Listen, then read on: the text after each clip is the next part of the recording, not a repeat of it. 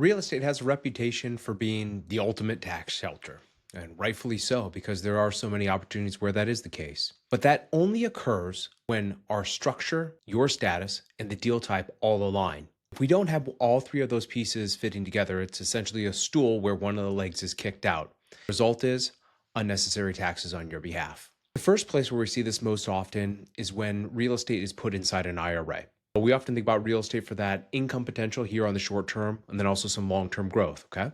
Totally understood. You need to be very careful around how the real estate is structured. So for example, owning real estate with debt on the property can trigger what is unrelated debt financed income. A lot of people refer to it also as UBTI, unrelated business taxed income. What that means in reality is because of the debt that's on the property, a part of the income is now taxable, even when you haven't pulled the money out of the IRA. That's the first problem. Because you have that money invested in the IRA, you don't get all the tax benefits because you don't get that depreciation.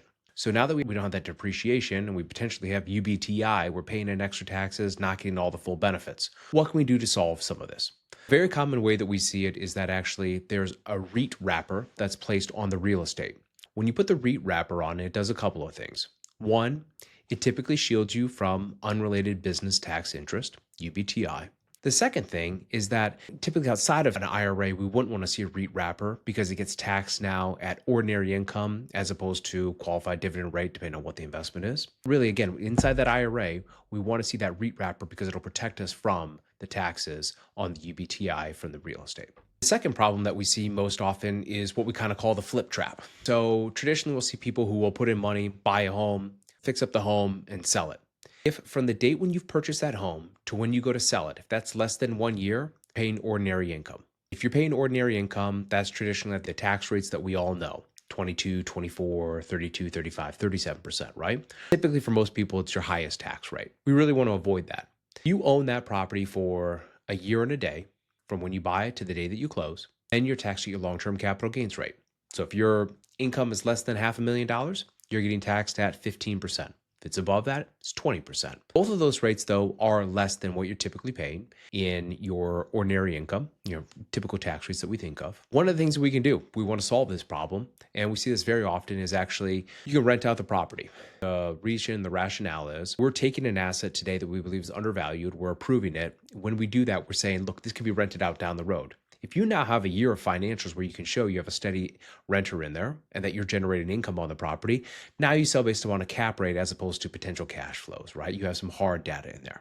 The other side of the coin is you can potentially look at doing a short-term rental. The reason why some people like to do short-term rentals in states is because you have less of a renter protection rights. And so, you have in some states, if you have a renter who's in place, you can't necessarily just kick them out because you're going to sell the property. When you're on a short-term rental, you just simply stop accepting bookings after a certain date, or you can actually transfer those bookings over. The third most common tax inefficient way that we see with real estate and investing is what we call the passive real estate trap.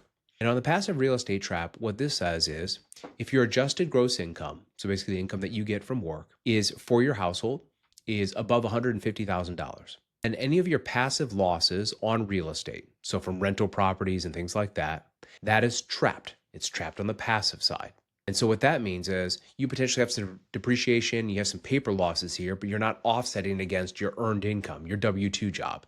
This is very common for a lot of people we see in real estate because their W income is high enough where they're able to afford to purchase that real estate. So what we have to do in practice then is a couple things. One is you kind of look at the timing of the cash flows between what the properties are doing. Okay, so what we mean by that is if you have multiple properties and you have some properties that are making you some money along the way, now that you have this depreciation on the new property that can offset those cash flows. That's the first thing. The other thing you can look at doing is what's called the short-term rental loophole. So in a short-term rental loophole, if you meet the specified criteria, you're actually able to use the depreciation from that building to offset your earned income from your W-2 job. It's a short-term fix or a hot route to a real estate professional. So again, as a reminder, the big three mistakes that we see people make most often with real estate and tax inefficiency is putting real estate inside an IRA, having the flip trap where you're selling within a year at a higher tax rate than would it be after a year. And the third and final one is the passive loss trap, where your passive losses from real estate are essentially suspended and not being offset against your W-2 income. Thank you.